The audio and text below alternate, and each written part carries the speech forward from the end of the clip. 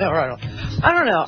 Have they forgotten about Ronald Reagan's amazing deficits, sinking poll ratings, hostile Congress?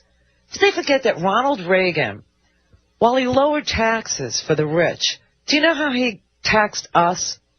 He increased our payroll tax, our income tax, our gasoline taxes.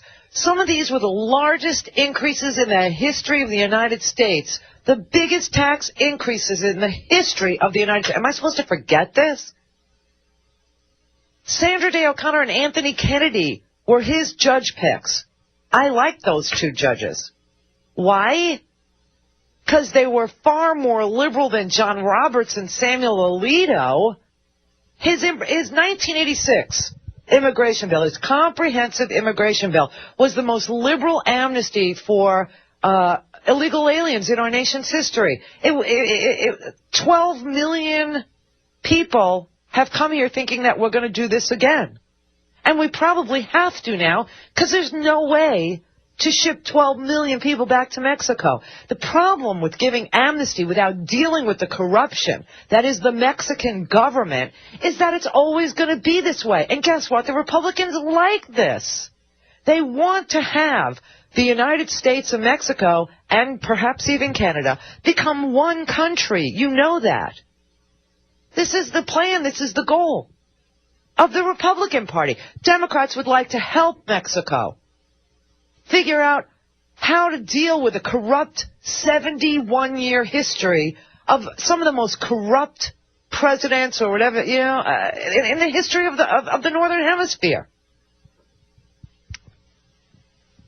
You know, it's unbelievable. You know, does everybody forget that when Ronald Reagan went to Reykjavik, Iceland, with Mikhail Gorbachev, Ronald Reagan said to Mikhail Gorbachev, the way to stop the Cold War is to disarm you, and we'll completely disarm too. Ronald Reagan wanted to get rid of all nuclear weapons, ours and theirs. It's pretty liberal stuff. When the Americans got stuck in Beirut, Lebanon, and they were killed in their sleep, Ronald Reagan took them out of there. He withdrew them. Defeat and retreat, or retreat and defeat, cut and run, whatever you want to call it. That's the right thing to do sometimes. You know, retreat is a legitimate tactic in war. You understand that, don't you? It is.